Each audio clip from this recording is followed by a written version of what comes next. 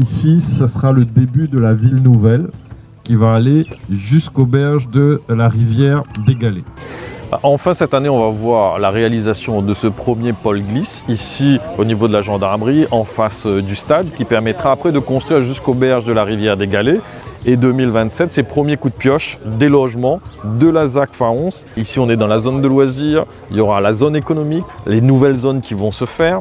Et tout ça va à un moment donné donner une résonance pour construire cette ville durable de demain. On a construit une palette végétale de 200 plantes endémiques, des plantes exotiques aussi de la Réunion, non invasives, qui permettront demain de végétaliser l'ensemble de ces espaces avec ce que vous voyez là aujourd'hui. Donc on a associé les enfants pour que ce premier pôle glisse puisse se faire.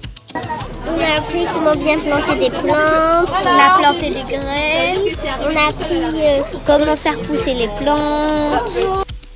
Alors la palette végétale, elle a été définie pour une opération d'aménagement et elle vise en fait à définir les bonnes espèces pour tous les futurs espaces verts qu'on va retrouver dans cette opération d'aménagement. On a vraiment voulu associer le regard de botanistes, mais également croiser l'expertise de professionnels du paysage qui ont aussi des retours d'expérience sur comment les aménagements paysagers tiennent dans le temps.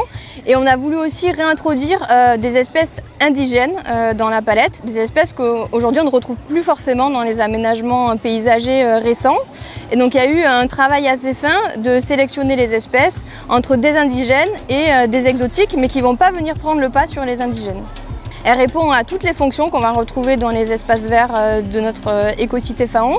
Donc des espaces récréatifs, agricoles, elles vont pouvoir être comestibles, médicinales. Elles vont jouer aussi un rôle dans l'opération d'aménagement. Il va y avoir des espèces par exemple qui vont générer de l'ombre, par exemple à côté des aires de jeu, et également des espèces qui peuvent jouer un rôle épuratoire par rapport à la gestion des eaux pluviales. Donc c'est vraiment une multitude de fonctions qui sont couvertes par cette palette végétale.